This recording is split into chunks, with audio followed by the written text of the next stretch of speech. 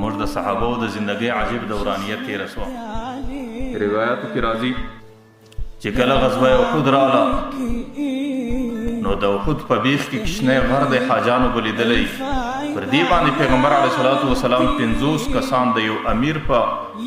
امارت کې وټاکل چې تاسو به پر دې ځای باندې درېږئ. که چیرې د دشمن د شاته طرفه پر موږ باندې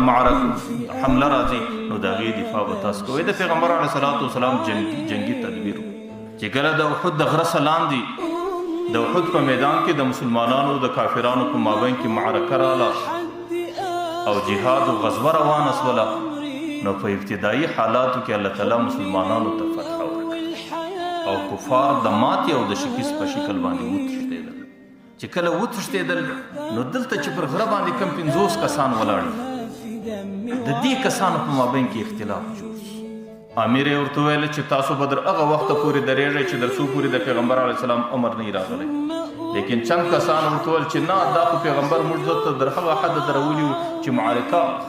تر هغه وخته نه درولي چې معرکه ختمېږي، صرف چې کفار ماتې خوري او مسلمانانو ته فتح ورکړي تر هغه وخته موږ. چې کله پر دې غره باندې صحابه سره دوې ډلې سو نه یوې ډلې د امیر سره پر دغه ځای باندې ودرېدل او یوې ډلې ور میدان شو د نورو صحابو سره په غنیمتو راټولولو کې لګیا شو. او صحابو دا مخالفت په دې خاطر باندې نه وکړي چې دوی د پیغمبر د امر مخالفت کوي یا دوی د خپل امیر د امر مخالفت کوي، صرف په دې خاطر دا د دوی یوې اجتهادي غلطي وه.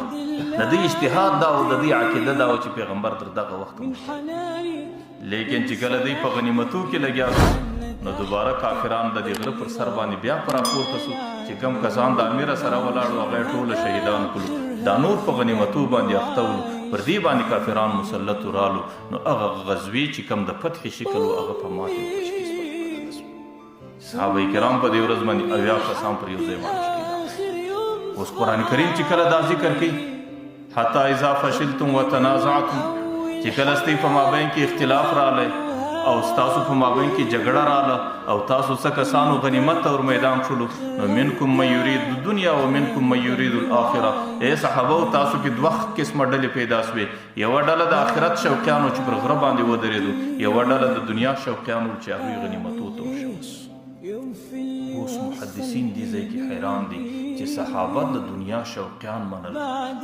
او پر صحابه باندې د الله تعالی د طرفه دومره طعن راتلل او د صحابه متعلق د عقیده ساتل چې صحابه د غره سور میدان شو دنیا له او د دنیا پر ځای دی شهیدان شو. نو عام محدثینو ته دا خبره ډیره ده.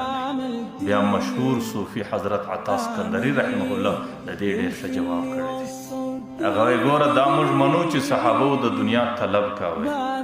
او د غره سور شوسو د غنیمت لپاره او د غنیمت راټولولو او دا قسم د دنیا طلب په صحابه کې، لیکن دا لیکلي دي چې د دنیا مطلقاً طلب کول، دنیا مطلقاً راجمع کول دا مضموم او بیکار عمل نه دی، بلکې د دنیا طلب خلق دوه رقمه کوي. یو طلب دنیا للدنیا، دنیا د دې دپاره طلبوم چې د دنیا زندگی په برابره کم، او یو طلب دنیا للآخرت دی، دنیا د دې دپاره طلبوم چې د آخرت زندگی په برابره کم. نو اول قسم طلب د دنیا دا مضموم دی، دا بیکار دی، او دویم قسم طلب د دنیا دا عبادت دی، دا ممدوح دی، دا نیک عمل دی.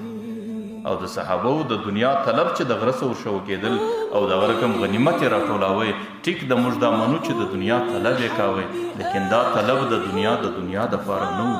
چې دا مضموم عمل سی یا د دې په خاطر پر صحابه طعن راسي. لیکن صحابه چې طلب د دنیا کاوه هغه د آخرت دپاره کاوه او طلب د دنیا د آخرت دپاره کول دا عبادت دی، دا نیک عمل دی، دا څه د طعن او د بد عملۍ لار نه بلل کیږي، نه د دې په وجه پر صحابه باندې څه طعن راځي.